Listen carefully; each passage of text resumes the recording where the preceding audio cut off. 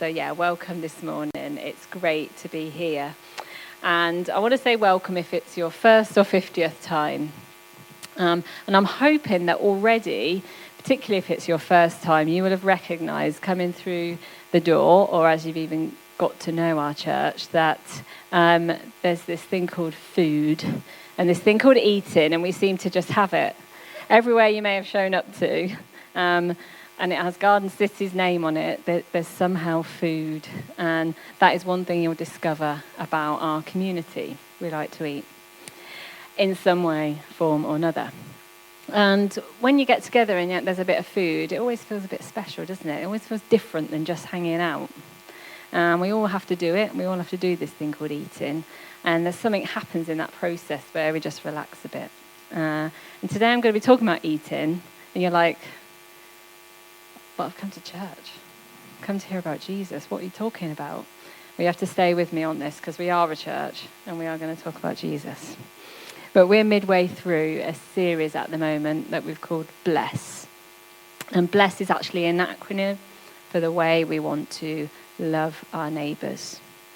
We want to do the things that God has called us to do by blessing.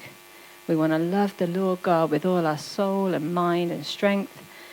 The second is to love your neighbour as yourself.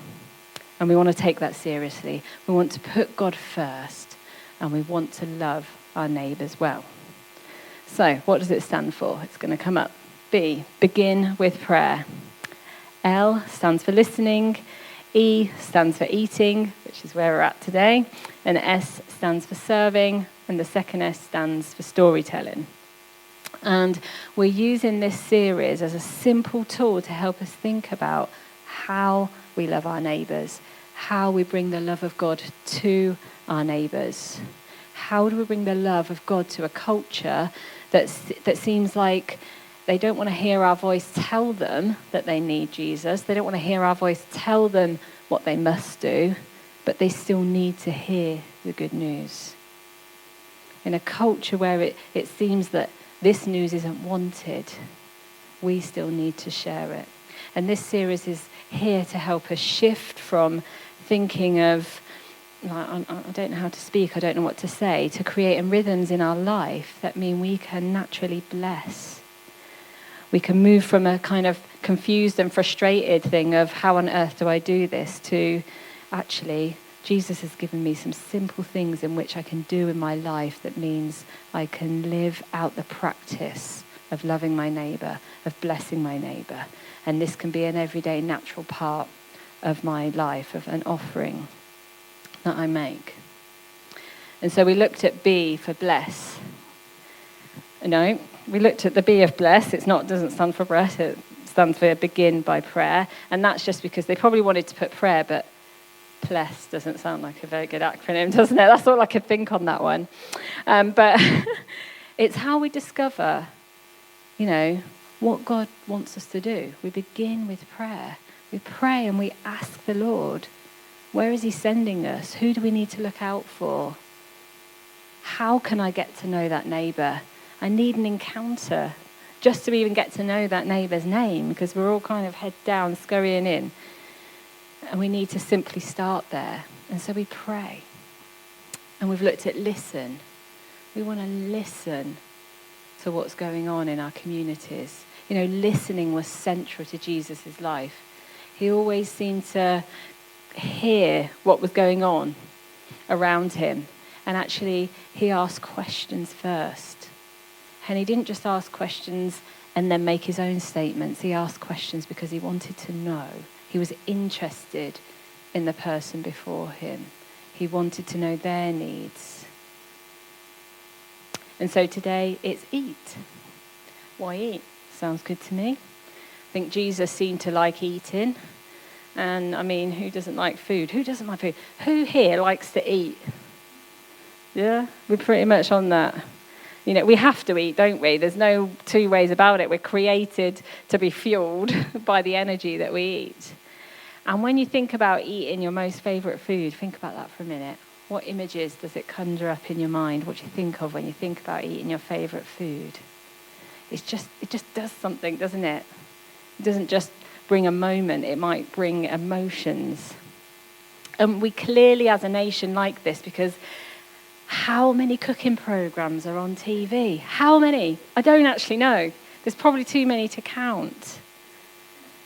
And I used to love it. On a Saturday morning, we used to get up early and just hang around in the house, and it was always cooking programs. Like cooking program after cooking program, you think, what am I having for tea tonight? Probably none of those things, because I could never afford to buy those cuts of meat and all those exciting things. But, it evokes something, doesn't it?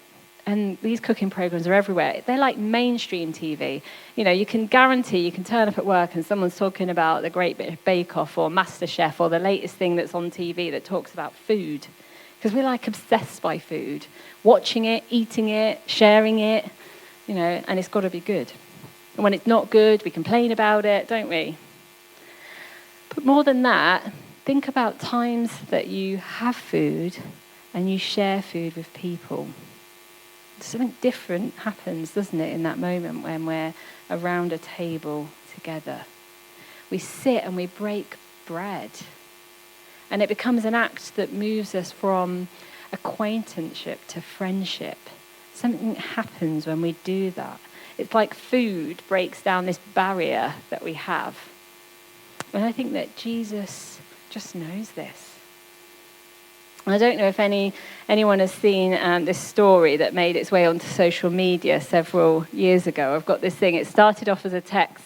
Thanksgiving dinner is at my house on November 24th at 3. Let me know if you're coming. Hope to see you all.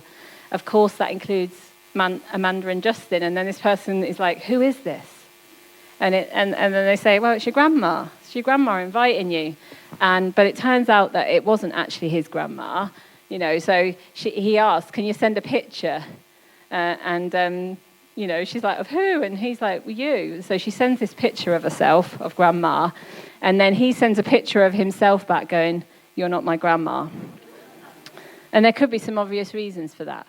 But he's like, can I still get a plate, though? And she's like, of course you can. That's what grandmas do. They feed everyone. And so what actually happens is he turns up at her house for Thanksgiving. And that has been happening now for 8 years, I think. And you can go on to his Twitter account, and this is them now. Every year, he turns up at our house for Thanksgiving. And, I went on there recently, like on his Twitter account, and everyone's like, is it happening? And it's happening. It's happening again this year. And you should read all the comments because people love it. People are there for it. They want this moment. They want to see that it's still happening, this tradition. Because what's happened is this person has been invited into her family and they've created friendship. And it's so foreign to us. It's so foreign to these people. They want to be there for it. They were like, is it happening? Because actually inside all of us, we have this longing for connection. We have this longing for fellowship. And we want to find it. And actually, I think Jesus has made it easy for us by creating this thing called eating.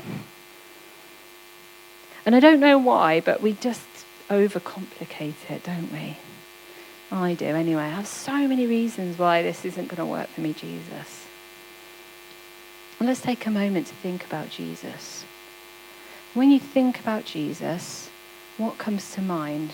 Think about Jesus' life and his ministry. Just take a second. What comes to mind?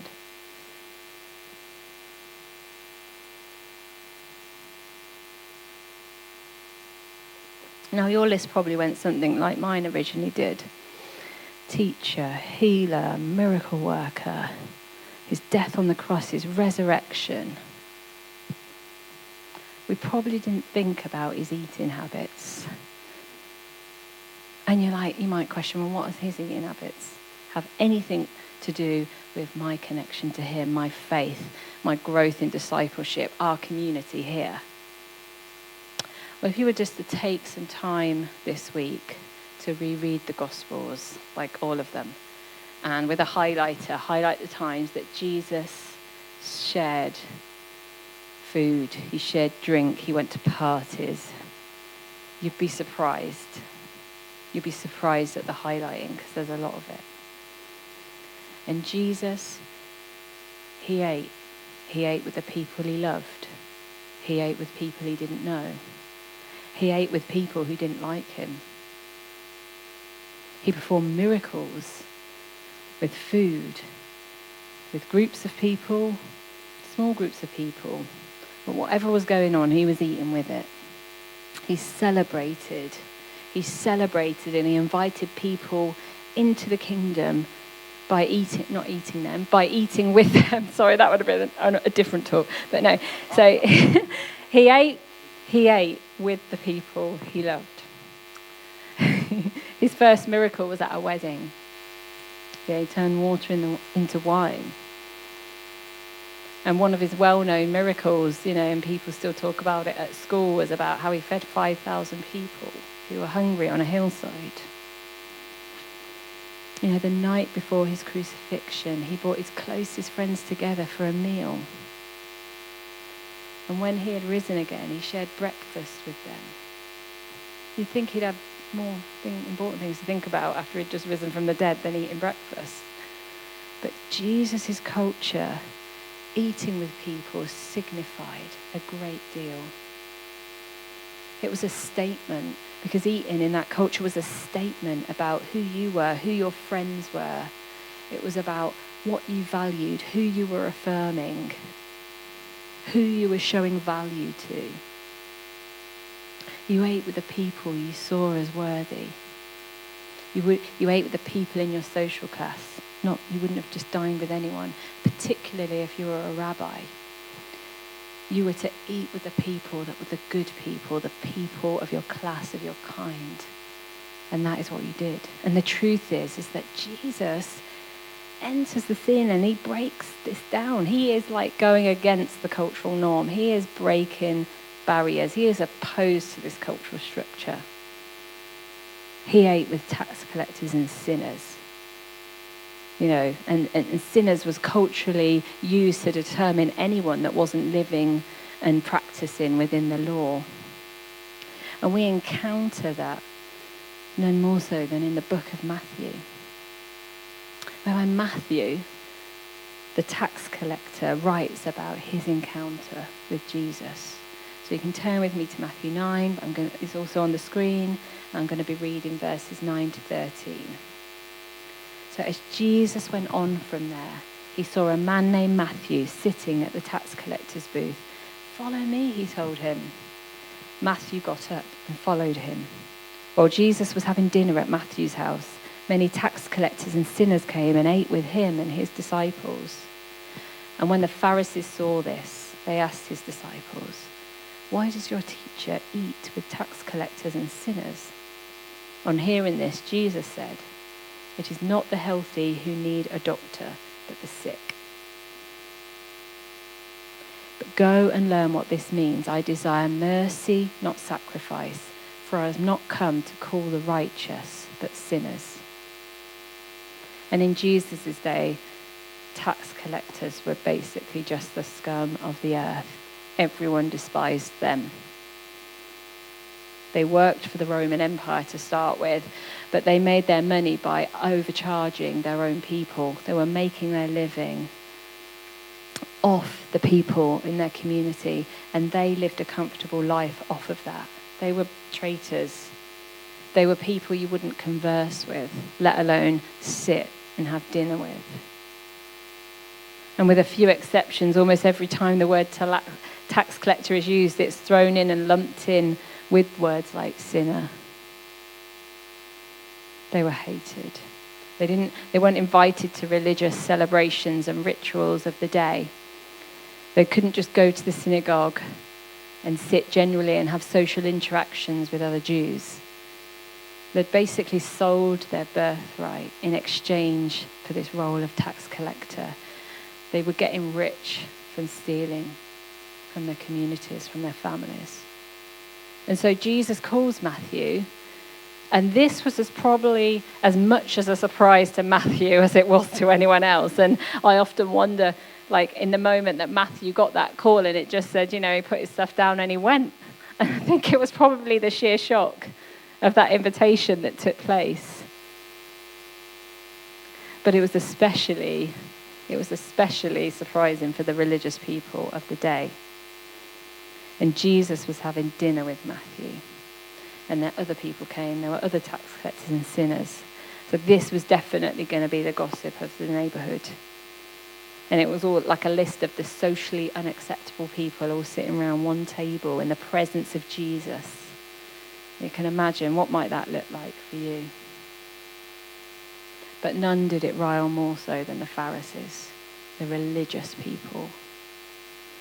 They were probably furious.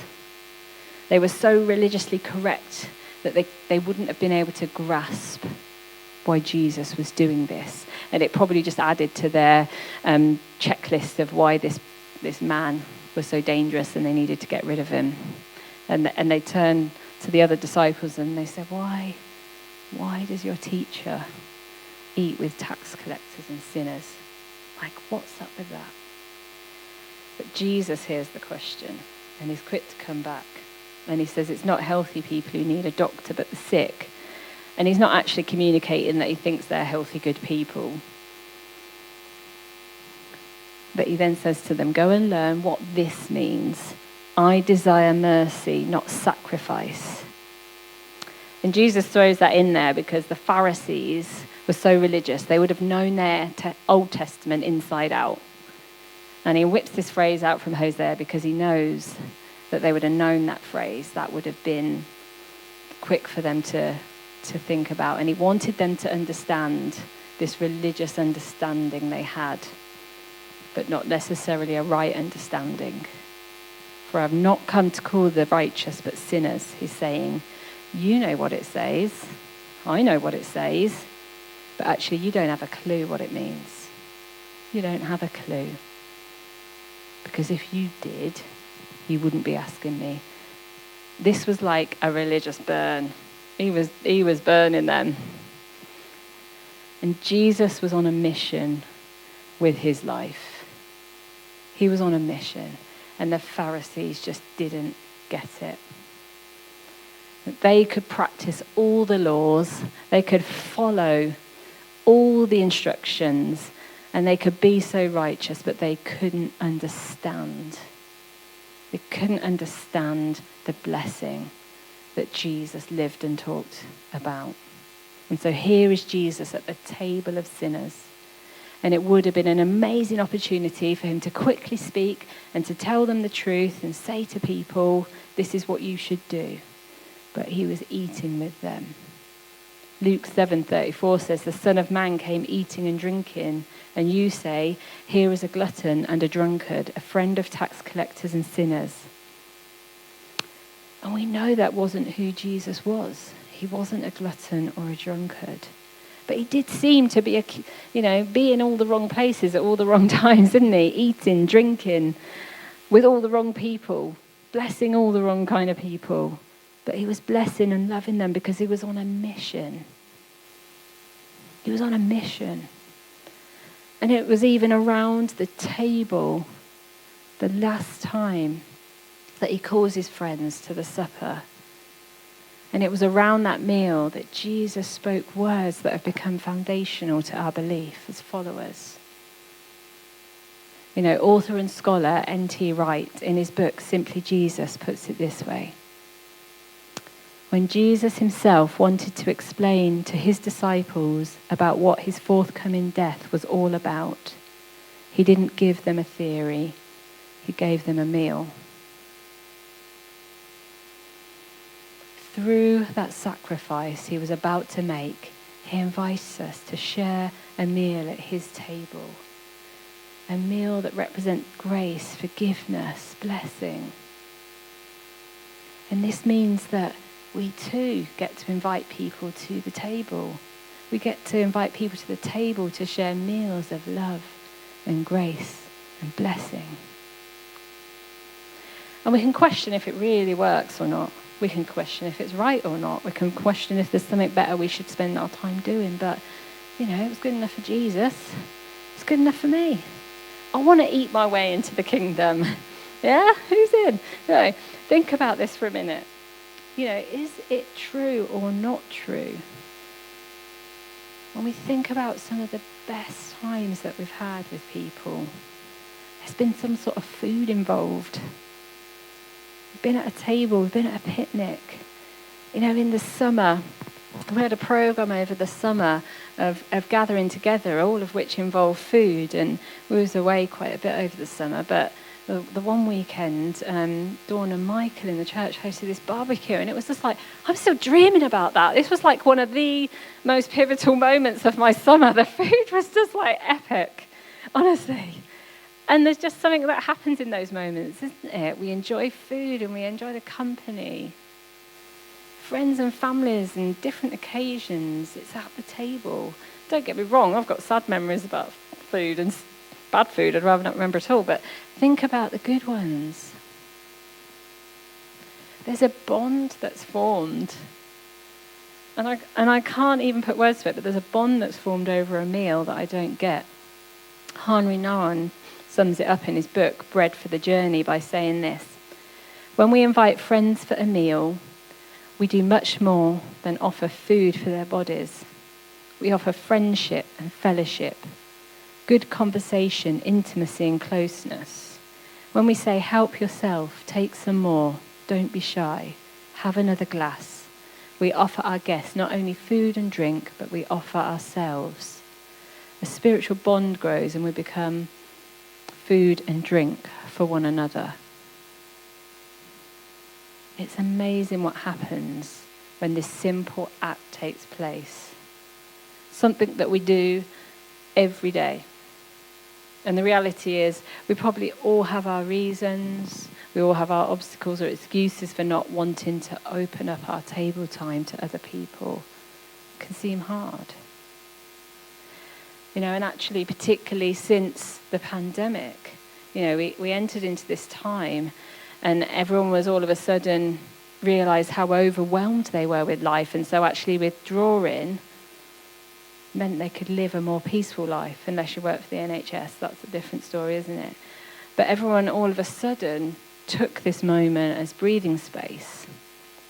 And there was probably even a promise or two you made that you wouldn't ever be as busy again, and da-da-da-da-da. It's all lies now, isn't it? 'Cause look how busy your life is. But we've come out of that, and we've probably also got into a habit of thinking, well, I like my nights to myself, I like my weekends to myself, and there's so many things that we put in the way of opening up our table. And I was thinking, like, what might some of my excuses be? And you can insert your own here, but I was thinking, firstly, I just don't have time. And then I recognised that, actually I do have loads of time. When I think about what I'm doing and I plan what I'm doing, I feed my family every day. Honestly, you would know about it if I didn't. You would literally know about it. Even our dog gives us signals in our house that the food is due to happen. I can literally be getting cutlery out the drawer and the dog starts barking in our house to tell everyone. It's like a signal for him, everyone, dinner's done. And if it's not done, it's all just like there's this silence, there's this staring at me, So this happens every day. And we do this. Or maybe you're like, well, not always for me. It's lucky if I even get to eat dinner with my family because I'm so rushed. Well, that's a different conversation you might need to be having. We know that living life in hurry is not doing you or anyone any good. However, eating of some description is on our schedule every day. So how can we be intentional with that? How can we be intentional with our time with that? And actually, yes, it takes a little bit of effort. It really does. I can't lie. It takes effort. And I was thinking, think about the big picture. There must be one day between now and Christmas. There must be one day, one meal. There's space for 21 meals at least a week. There must be one time between now and Christmas you're able to make the invite happen. Maybe it's a work colleague and you're not sure where to start. Maybe it is a neighbour and it all gets a bit awkward. But there are things you can do. Maybe you're in a natural rhythm. Maybe you can invite a colleague. You're at work. Let's have lunch together on Friday. We're going to do it anyway. Maybe it's Monday morning and you can bring in the pastry and the coffee. and actually be intentional with saying, how was your weekend? This is stuff you can start where you're at. When the girls were little, I'd start by chatting to people at the school gate and inviting them around on their way home, for a cup of tea or a play date. I just had to think about fitting it in with the stage of life that I was already doing. Moving here to Milton Keynes, it's just been such a lonely thing to do, like a whole place where you've just got, no one, and you're like, I've got to make friends and I'm terrible at it. But, I joined Slimming World, and, I discovered that there's a couple that go to Slimming World. I've made some friends, but they literally are my neighbour. And it's like, so now I'm currently working up to inviting them round for dinner, knowing that actually the only thing we've got in common is slimming, and I'm going to have to make a really good Slimming World meal. Because other than that, they're like into rugby, and I know what shape a rugby ball is, and they talk about going here on holiday and doing this, and it's just like, I don't even know if we've got anything in common, but we have a love of slimming, clearly. But what a fun to do that'll be. But I've got to think, I've got to make this space. I've got to make this space in my diary if I want to be intentional, an invitation to move that from acquaintance to friend to neighbour to blessed neighbour. What's my next excuse? Well, it kind of went something like, get a bit awkward. I'm not sure if I like people around my house, and it all gets a bit like, or did the sentence just end at, I don't like people? One of the things that you might know about me is that I'm pretty sure I could live my whole life not inviting another soul into my life, and I'll be perfectly fine. Thank you very much. I am 95% on the scale introvert. I'm shy, and anything I have to do, like this, or be out of my house, is like I'm doing this for Jesus. I literally, have to do it, because otherwise my life would be quite boring, and I'm quite happy to just sit every day and read a book and do a jigsaw and not speak to anyone, And the thing that Jesus has always challenged me with in my life is that it's not about you. It's not about you. I've committed to following Jesus. And I committed to following Jesus in the same way that he called Matthew. That Matthew, in that instant, when Jesus said, come following me, followed him. And in response to that call of Jesus, he asked me to love my neighbour and to extend my table the way in which he extended it to me. And that's a challenge. And it feels like, oh, you've made that really easy, because here's this thing I do each day, eat and drink, and I have to invite someone else to it. Oh my goodness. But the reality is, Jesus asks us, doesn't he? He asks us to extend our table. And sometimes a bit like, oh, but have you seen my house on any given day? Maybe it's like you can't even fit a table in your house. We're working at fitting in 3. Or maybe like me, you're like, oh gosh, I've got this housework. I don't like tidying, I don't like sweating, I don't like dust, I don't like any of those things. But you can fall into this trap, can't you, of thinking, oh, well, I've got to be Mary Berry, I've got to be Miss Hinch, and I've got to be all these things in one, and I've got to be the best entertainer. But the reality is when we look at Jesus' life, we don't even have to have a house. We don't even have to have a house. We can do this anywhere. We can do this anywhere. You can get takeout. You can meet in coffee shops. You can meet in restaurants and pubs. It's set up. In fact, you can be the nicest person, that you are the person that gets invited to people's houses for dinner. Winner. It's not where or how, is it? It's who you are. It's what you carry. It's what you bring to the environment. is your introduction of this is who Jesus is. This is the person who said, come follow me, and I said yes. The biggest one, partly because I'm shy, and mostly probably will be the same for all of us because we're British. It's the anxiety about what on earth you're going to talk about. You know, what do you do once you've got past the standard British conversation of, oh, a bit cold today, look at the weather. Yes, weather. Work, quick question about work. How's it going? Fine. End of. Or usual Monday morning conversation. How was your weekend? Good. Did you do anything? I think I did something. And you're both standing there in awkwardness and you're like, why did I ask that question? Or it's the, I'm fine, you're fine, brilliant. Or, oh, it's nearly Christmas, New Year. It's nearly Easter. It's nearly summer. Guess we're going on holiday, and that's it, and that's it, and it all dries up, and we're all awkward, going, oh. Anyway, this you can tell what goes through my brain. But that's like the drill, isn't it, of being British? Even if someone like talks to you in a queue, you're just like, I'm just trying to queue, talk to me. But when we look out into the world, it seems there's just some people who are more natural at talking than others. You know, and I'm just more natural at having awkward silences. Well, that's the one good thing about eating, isn't it? Just do a lot of food and then you can just be shoveling food and there's no space to talk. That's the way to do it.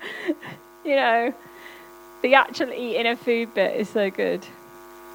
But actually, it gives us time to think about the last session that was brought to us on listening.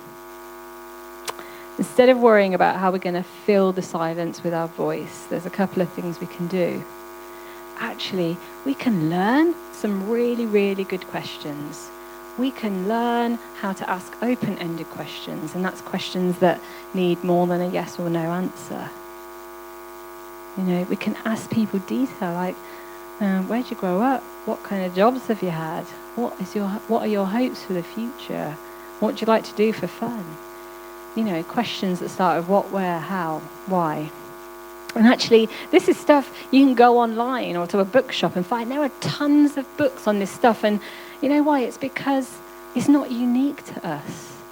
Everyone struggles with this. Everyone has this thought of, I'm not sure, well, not everyone, because some of my friends have told me they don't. And I'm like, how on earth? But there's stuff on this you can learn because actually there is a desperation for connection and legitimate relationship and fellowship in the world. There are so many lonely people. And Jesus has given us an in. He's made that bit easy for us. And I believe that there is power to come for us as a church, for us as a community, for you as a follower, when we carry out the simple moments and acts that lead us into fellowship with our neighbours. And so I guess the actual challenge is to think about what would it look like for you to be able to push through some of those obstacles or things that prevent you from inviting someone over. You will know what they are. Actually, rather than it just being, these are the reasons why, how do we get to the next stage? How do we overcome the challenge and think, well, what are the things I can do that mean I can get over that? There'll be answers for that. Challenge yourself that by the time New Year comes, you will have done one thing. And this is the perfect season for keeping it simple, isn't it? You know, come over for my shop-bought dessert and bottle of wine. Come over for a mince pie and a cup of tea. British people love drinking tea, I don't, but, you know, it's easy, isn't it? It doesn't have to be 8-course a la carte meal. What happens is it's the invitation and it's the fellowship in which you are offering that people are so desperate for. And it could be that you need to put some of those things in practice first. You need to pray.